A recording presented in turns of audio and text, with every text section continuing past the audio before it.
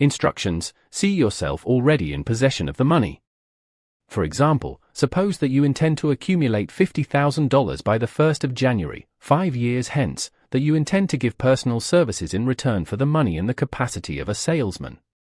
Your written statement of your purpose should be similar to the following.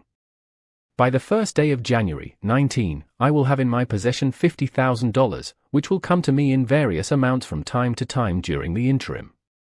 In return for this money, I will give the most efficient service of which I am capable, rendering the fullest possible quantity and the best possible quality of service in the capacity of salesman of. Describe the service or merchandise you intend to sell.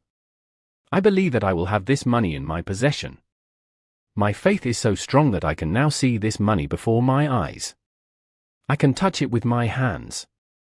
It is now awaiting transfer to me at the time, and in the proportion that I deliver the service I intend to render in return for it. I am awaiting a plan by which to accumulate this money, and I will follow that plan when it is received. Repeat this program night and morning until you can see in your imagination the money you intend to accumulate. Third, place a written copy of your statement where you can see it night and morning and read it just before retiring and upon arising until it has been memorized. Remember, as you carry out these instructions, that you are applying the principle of auto-suggestion for the purpose of giving orders to your subconscious mind. Remember also that your subconscious mind will act only upon instructions which are emotionalized and handed over to it with feeling. Faith is the strongest and most productive of the emotions. Follow the instructions given in the chapter on faith. These instructions may, at first, seem abstract. Do not let this disturb you. Follow the instructions, no matter how abstract or impractical they may at first appear to be. The time will soon come if you do as you have been instructed in spirit as well as in act, when a whole new universe of power will unfold to you. Skepticism, in connection with all new ideas, is characteristic of all human beings. But if you follow the instructions outlined, your skepticism will soon be replaced by belief, but this, in turn, will soon become crystallized into absolute faith. Then you will have arrived at the point where you may truly say, I am the master of my faith, I am the captain of my soul. Many philosophers have made this statement that man is the master of his own earthly destiny, but most of them have failed to say why he is the master. The reason that man may be the master of his own earthly status, and especially his financial status, is thoroughly explained in this chapter.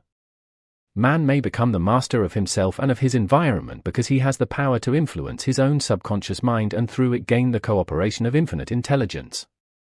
You are now reading the chapter, which represents the keystone to the arch of this philosophy.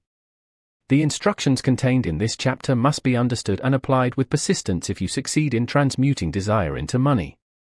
The actual performance of transmuting desire into money involves the use of auto-suggestion as an agency by which one may reach and influence the subconscious mind. The other principles are simply tools with which to apply auto-suggestion. Keep this thought in mind, and you will at all times be conscious of the important part that the principle of auto-suggestion is to play in your efforts to accumulate money through the methods described in this book. Carry out these instructions as though you were a small child. Inject into your effort something of the faith of a child.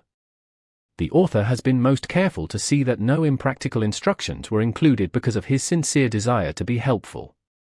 After you have read the entire book, come back to this chapter and follow in spirit and in action this instruction. Read the entire chapter aloud once every night until you become thoroughly convinced that the principle of auto-suggestion is sound, that it will accomplish for you all that has been claimed for it. As you read, underscore with the pencil every sentence which impresses you favorably. Know the foregoing instruction to the letter, and it will open the way for a complete understanding and mastery of the principles of success. Chapter 5: Specialized Knowledge, Personal Experiences or Observations. The fourth step toward riches. There are two kinds of knowledge. One is general, the other is specialized. General knowledge, no matter how great in quantity or variety it may be, is of but little use in the accumulation of money. The faculties of the great universities possess, in the aggregate, practically every form of general knowledge known to civilization. Most of the professors have but little or no money. They specialize on teaching knowledge, but they do not specialize on the organization or the use of knowledge. Knowledge will not attract money unless it is organized and intelligently directed through practical plans of action to the definite end of accumulation of money. Lack of understanding of this fact has been the source of confusion to millions of people who falsely believe that knowledge is power.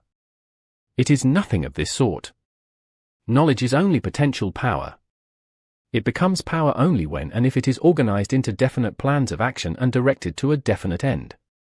This missing link, in all systems of education known to civilization today, may be found in the failure of educational institutions to teach their students how to organize and use knowledge after they acquire it. Many people make the mistake of assuming that because Henry Ford had but little schooling, he is not a man of education. Those who make this mistake do not know Henry Ford, nor do they understand the real meaning of the word educate. That word is derived from the Latin word educo, meaning to deduce, to draw out, to develop from within. An educated man is not necessarily one who has an abundance of general or specialized knowledge. An educated man is one who has so developed the faculties of his mind that he may acquire anything he wants or its equivalent without violating the rights of others. Henry Ford comes well within the meaning of this definition. During the World War, a Chicago newspaper published certain editorials in which, among other statements, Henry Ford was called an ignorant pacifist. Ford objected to the statements and brought suit against the paper for libeling him. When the suit was tried in the courts, the attorneys for the paper pleaded justification and placed Mr. Ford himself on the witness stand, for the purpose of proving to the jury that he was ignorant. The attorneys asked Mr. Ford a great variety of questions, all of them intended to prove by his own evidence that while he might possess considerable specialized knowledge pertaining to the manufacture of automobiles, he was, in the main, ignorant. Mr. Ford was plied with such questions as the following. Who was Benedict Arnold? And how many soldiers did the British send over to America to put down the rebellion of 1776? In answer to the last question, Mr. Ford replied, I do not know the exact number of soldiers the British sent over, but I have heard that it was a considerably larger number than ever went back. Finally, Mr. Ford became tired of this line of questioning, and in reply to a particularly offensive question, he leaned over, pointed his finger at the lawyer who had asked the question, and said, if I should really want to answer the foolish question you have just asked, or any of the other questions you have been asking me, let me remind you that I have a row of electric push buttons on my desk, and by pushing the right button, I can summon to my aid men who can answer any question I desire to ask concerning the business to which I am devoting most of my efforts. Now, will you kindly tell me why I should clutter up my mind with general knowledge for the purpose of being able to answer questions when I have men around me who can supply any knowledge I require? There certainly was good logic to that reply. That answer floored the lawyer. Every person in the courtroom realized it was the answer, not of an ignorant man, but of a man of education. Any man is educated who knows where to get knowledge when he needs it, and how to organize that knowledge into definite plans of action. Through the assistance of his mastermind group, Henry Ford had at his command all the specialized knowledge he needed to enable him to become one of the wealthiest men in America. It was not essential that he have this knowledge in his own.